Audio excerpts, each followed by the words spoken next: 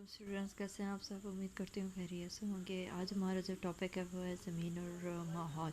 इसके हमने करने हैं क्वेश्चन आंसर में से कौन सा क्वेश्चन हमने करना है 8 एंड 9। 8 है कि आबो हवा के लिहाज से पाकिस्तान को कितने हिस्सों में तकसीम किया गया है। हमने इसकी तफसील रीड करनी है। ये आपको इसका आंसर इसकी आपकी बुक में सी मिल जाएगा और ये पेज है हमारे पास 65। पाकिस्तान को चार के हिस्सों को 4 खित्तों में तकसीम किया गया है। पहला है कि बुलंदी वाला बरी आबो हवा का हिस्सा।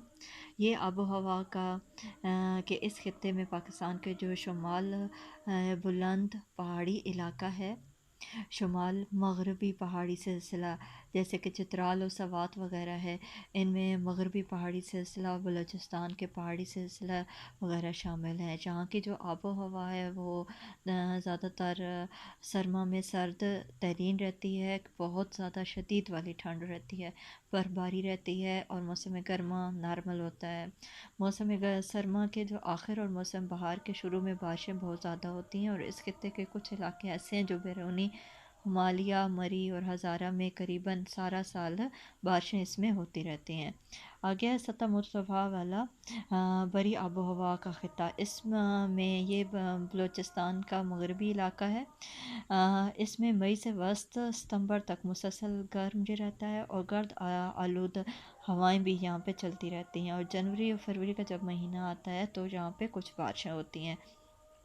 इस खित्ते में मौसम गर्मा बहुत शदीद किस्म का गर्म और खुश रहता है और गर्म हवाएं भी चलती रहती हैं। मैदानी बरी आबो हवा का खित्ता। इस खित्ते में ये खित्ता जो है दरियाए सिंध का वलाई और ज़री मैदान में ये शामिल होता है और इसमें मौसम गर्मा शदीद गर्म रहता है और मानसून की जब हवाएं चलती हैं तो शुमाली पंजाब में ज़्यादा बारिशें होती हैं और बकिया मैदानी इलाकों में बहुत कम ही होती हैं। मौसम सरमा में भी बारिशों का यही सूरत हाल रहती है। आगे के साइली आबो हवा का खित्ता।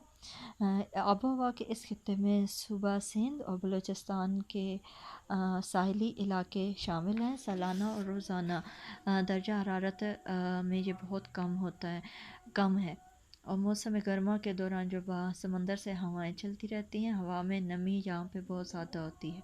सालाना औसत जो है दर्जा हरारत करीबन 32 दर्जे सेंटीग्रेड होता है। मई और जून गर्म तरीन महीना है यहाँ का। और आगे है हमारे पास आ जाता है इंसानी ज़िंदगी पर सवाल नंबर 8 कि इसमें इंसानी ज़िंदगी पर हमने ये है कि आबो हवा के इंसानी ज़िंदगी पर क्या असरात हैं वो हमने बयान करने हैं। वो भी आपको इसी पेज 67 पे मिल जाएंगे। ये वाला है कि आबो हवा के इंसानी ज़िंदगी बहुत ज़्यादा गहरा असर रहता है। आबो हवा किसी मकाम हो या इलाके की तमाम इंसानी सरगर्मियों पर अपना असर रखती हैं। किसी मुल्क के रहने वाले जो हैं वो मुआशी और माशरती, समाजी, सियासी और तजारती गर्जिया के तमाम सरगर्मियों का इन्हिसार जो है वो काफ़ी हद तक आबो हवा पर रहता है। जैसे कि मैदानी इलाकों की आबो हवा में शिद्दत बहुत ज़्यादा पाई जाती है। मौसम गर्मा जब आता है तो बहुत ज़्यादा आबो हवा गर्म हो जाता आबो हवा हवाएँ गर्म हो जाती हैं और सरमा में सर्द हो जाती हैं। आबो हवा मुख्तलिफ़ अक़साम की फ़सलों और सब्ज़ियों और फलों के लिए बहुत मौजूद है। मैदानी इलाके जो हैं उनमें दर्राओं के लाई हुई जो मिट्टी है वो बहुत ज़रख़ेज़ होती है। ये गुंजान आबाद इलाके होते हैं और इलाकों में कुछ ऐसे इलाके हैं मैदानी जहाँ बारिशें बहुत कम होती हैं और दर्राओं ज़रीफ़ ज़मीन से आपाशी के निज़ाम को पूरा किया जाता है। पाकिस्तान का जो शुमाल है, शुमाल मगरबी इलाका, वो पहाड़ी सिलसिले में घिरा हुआ है और ये दर्जा हरारत में इसमें कमी भी वाक़या होती रहती है। पहाड़ी इलाकों का जो दर्जा हरारत है वो मौसम सरमा में सर्द तरीन हो जाता है और यहाँ पे अक्सर बर्फ़बारी शदीद किस्म की होती है। यहाँ के जो रहने वाले हैं वो उनकी तमाम सरगर्मियाँ मौसम सरमा में करीबन महदूद ही होकर रह के जाती हैं। लोग मौसम सरमा के शुरू होने से पहले ही खुराक और दीगर जो ज़रूरी चीज़ें हैं वो इकट्ठी करके अपने पास ज़ख़ीरा कर लेते हैं گرمیاں آگے ہیں گرمیاں، ان میں گھریلو دستکاریاں بہت اہم جہاں ہو جاتی ہیں، اور اپنے وہ مویشیوں کو پہاڑی علاقے سے میدانی علاقے کی طرف منتقل کر لیتے ہیں، کیونکہ وہاں پہ ٹھنڈ بہت شدید قسم کی ہو جاتی ہے، کیونکہ برف باری کی وجہ سے وہاں پہ جانوروں کو وہ گھاس نہیں دے سکتے، کیونکہ پہاڑیوں پہ برف جمی ہوئی ہوتی ہے، گھاس بالکل نہیں اگتی۔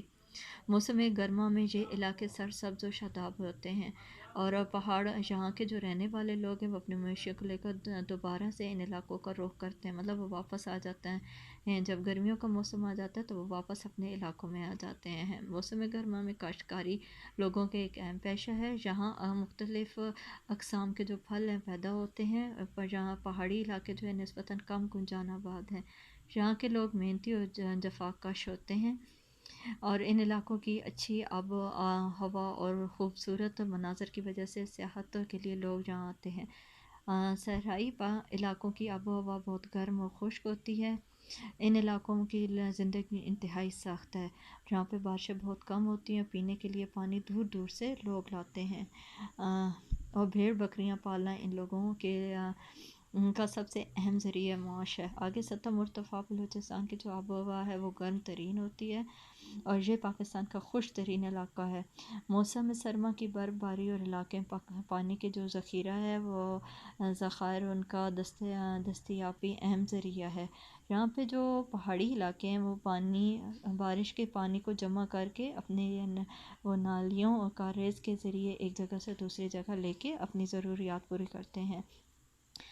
اور بلوچستان میں جو درجہ حرارت ہے وہ زیادہ ہونے کی وجہ سے زمین دوز جو نالیاں ہیں بہت اہم ہیں، جن سے پانی بخارات بن کر نہیں اڑ سکتا، اور جس کی وجہ سے اس علاقے میں کاشتکاری شروع ہو گئی ہے۔ یہ علاقہ پھلوں کی پیداوار اور معدنی وسائل کی دولت سے مالا مال ہے۔ لوگوں کا جو ذریعہ معاش ہے وہ مقامی وسائل کی دستیابی پر ہے۔ آج ہمارے یہی 2 کوشچن ہیں، انشاءاللہ کل آگے